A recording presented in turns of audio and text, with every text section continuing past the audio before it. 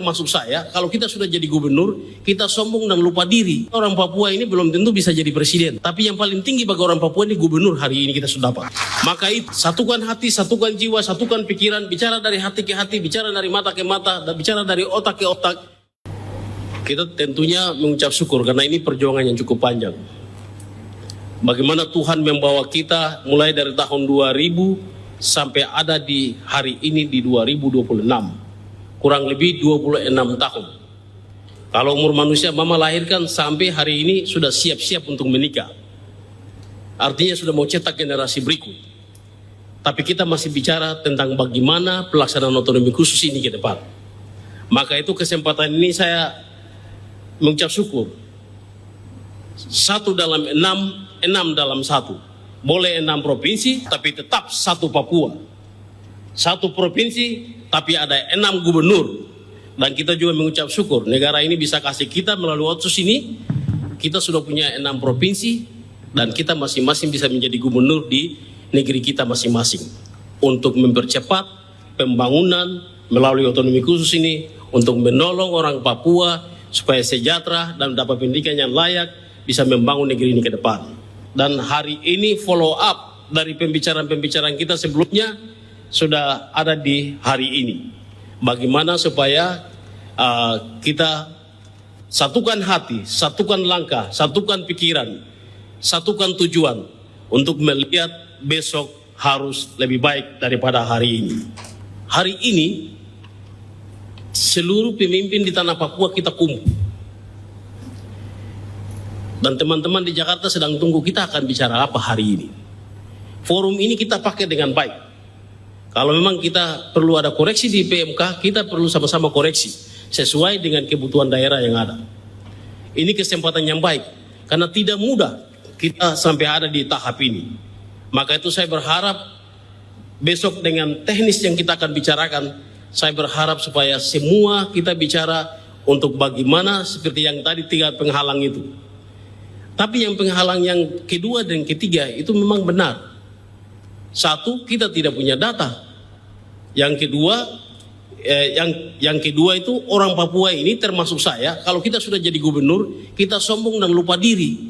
Jadi kita tidak mau kerjasama dengan kelompok yang sebelah atau gubernur yang sebelah, atau kita mencari status masing-masing.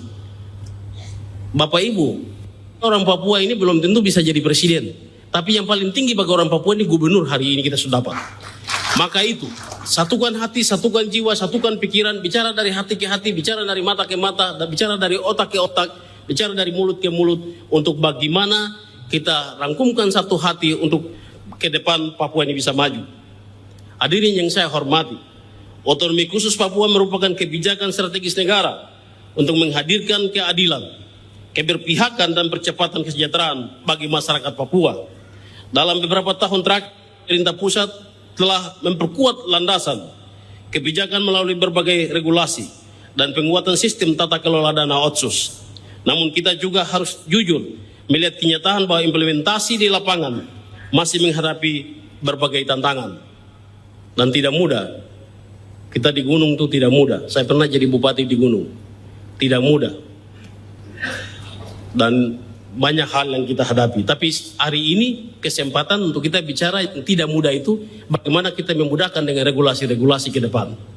Supaya sentuhan otonomi khusus itu langsung ke man to man, person ke person, supaya masyarakat juga bisa merasakan dan bisa kembali kepercayaan masyarakat tentang otonomi khusus itu sendiri.